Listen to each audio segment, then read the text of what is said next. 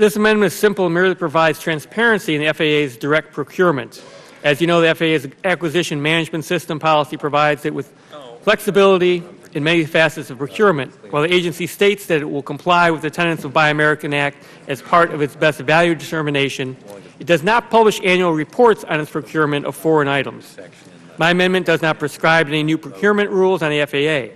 Instead, it merely requires an annual report on the dollar amount of foreign goods purchased with agency funds and a summary of the total procurement funds spent on goods manufactured in the U.S. versus funds spent on goods manufactured outside the U.S. By publishing this information, we ensure that the FAA is transparent in its procurement, and we give a valuable source of information to U.S. manufacturers and contractors who can review this information to determine how they can work to meet the needs of the agency in its procurement. An FAA direct procurement is no small budget, evidenced by the fiscal year 16 facilities and equipment budget of nearly $2.8 billion. I want to thank Representatives Nolan, Series, Estes, and Bustos for co-sponsoring this amendment. And while I'm speaking of this, I'm going to talk about Amendment 83, which I am going to withdraw.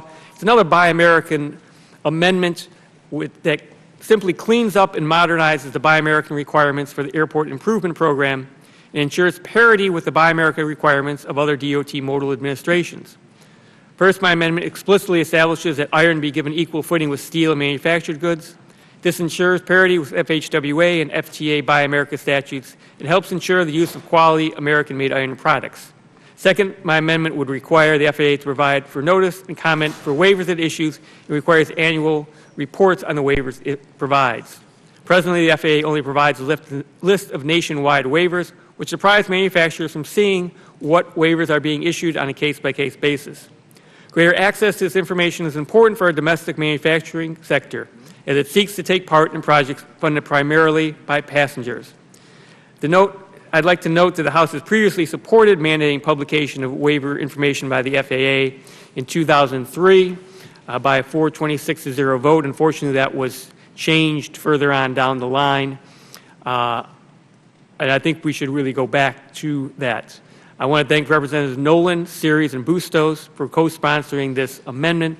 This particular amendment, 83, I am going to ask unanimous consent to withdraw. I think it's a good idea, but I think maybe we need to work some more on that. And I thank the Chairman for accepting the amendment on providing the information, the transparency. And with that, I will yield back. I thank the gentleman, appreciate him withdrawing, and appreciate his good work.